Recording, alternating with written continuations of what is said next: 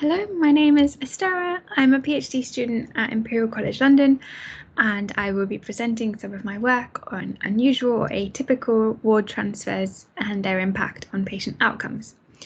My supervisors are Professor Kira Costello and Dr. Paul Expert, to whom I'm very grateful, as well as the Economic and Social Research Council for funding this work. So much of my PhD has been focused on the inpatient hospital journey. And you might picture hospitals to be quite linear, so a little bit like a conveyor belt, moving patients from A&E to a ward to discharge. But in reality, patients have a few different options once they've entered the hospital. They can move straight to a long-term ward where they'll be treated for a few days and hopefully discharged. Alternatively, they might be moved to a different hospital if they have particularly specialist needs that can be better treated elsewhere. Another option is that they move to an observation unit, such as the acute medical unit, for up to 48 hours before they are moved along. And then finally, when the A&E is particularly busy, some patients might be outlied, so moved onto a ward that doesn't match their clinical condition perfectly. So as an arbitrary example, a patient might come in with a cardiac condition, but because there are no bed spaces left on a cardiac ward, they might be moved onto a respiratory ward. And as I've already hinted then, there is also a lot of movement between these possible different locations. So a patient might be moved from the outlier ward back to the correct ward, or from an observation unit to a long-term ward, and so on and so forth.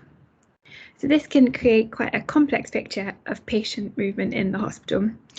And we do know that the impact of these transfers can be detrimental for patients. So ward transfers have been associated with an increased risk in falls, medication errors, and for the elderly patients, a risk of delirium.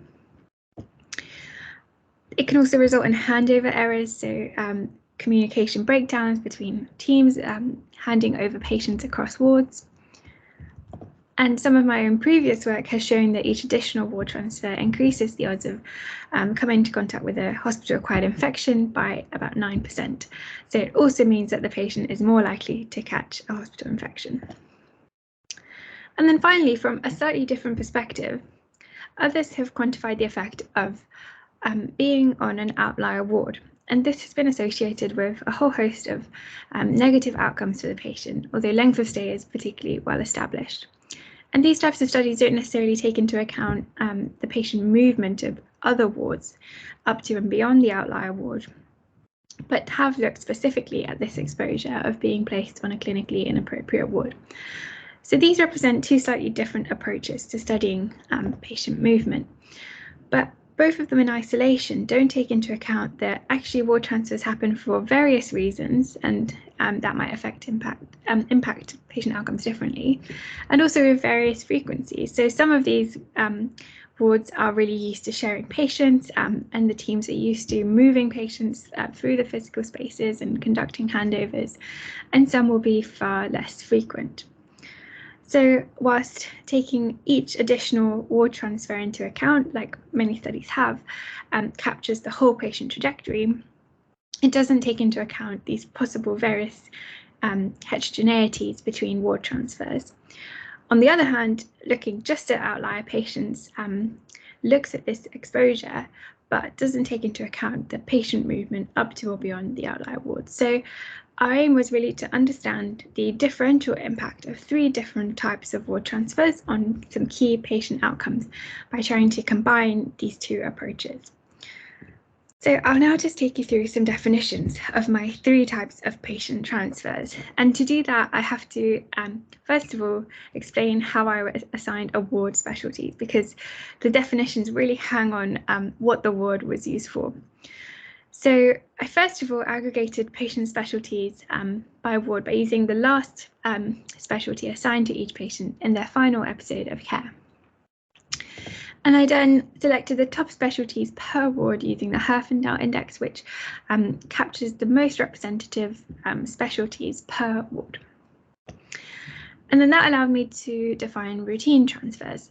So these were patient movements between wards that had at least one specialty in common.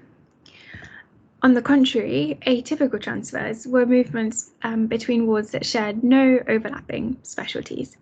And I've got a little illustration of that here. So if Ward I, Ward P, and Ward K often shared patients from the yellow specialty, then they would all be yellow specialty wards, whilst Ward A and B would be green specialty wards.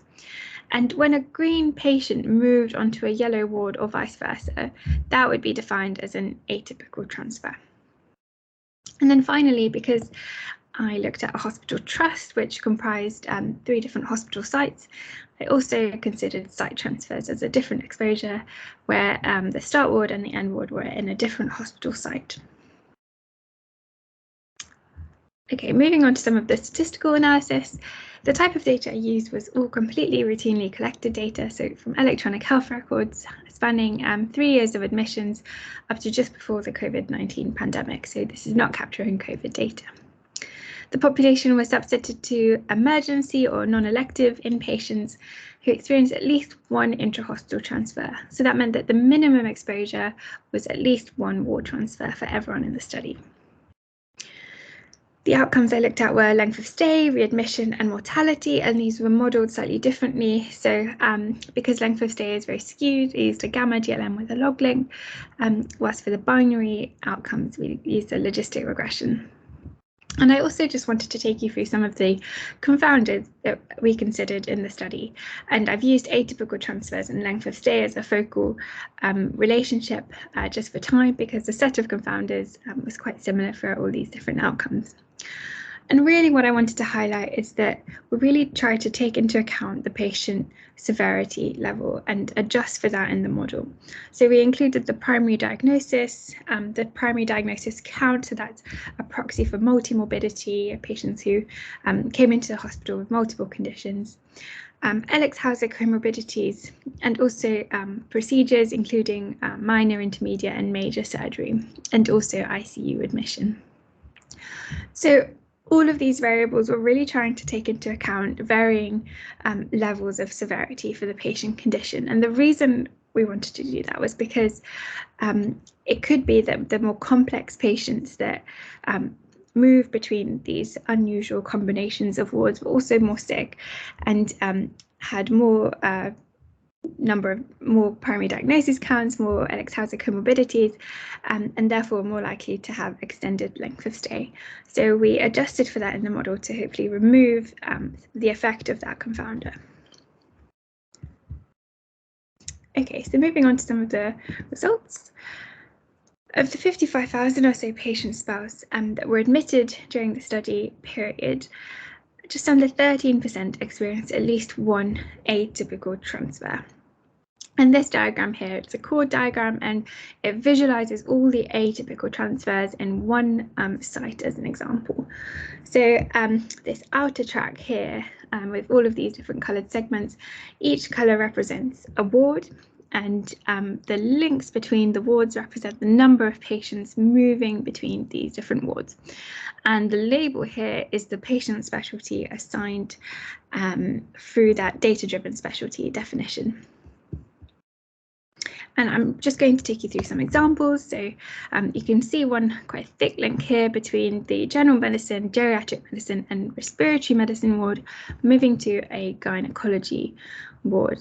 And it could be that all these patients needed to move to the gynecology ward, but we know quantitatively this was an unusual transfer for this type of patient because of the specialty definitions that we assigned. Another example might be from a ward which primarily saw accident and emergency and general surgery patients moving to geriatric medicine and respiratory medicine. And then finally, we also saw lots of these thinner links, and this is an example moving between a generally medical ward up to surgery, urology, and trauma and orthopedics ward. And what we see is that maybe 10 or so patients would have used this particular ward transfer pathway, But we found that there was actually quite a lot of these low weight links between various different types of wards, which you can begin to see some visualized around here. So we saw a lot of these different combinations that didn't individually see a lot of patients. Okay, so moving on to the multivariable model results, we found that even after adjusting for all of those listed confounders, each additional atypical transfer was associated with an increase in length of stay of 2.8 days. And that's compared to routine transfers, which were associated with an increase of 1.92 days. So what this is saying is that after that initial first transfer, which was the minimum exposure in the population, each additional movement, whatever it is, increases patient length of stay. But taking an atypical transfer increases length of stay by almost an extra day compared to taking a routine transfer.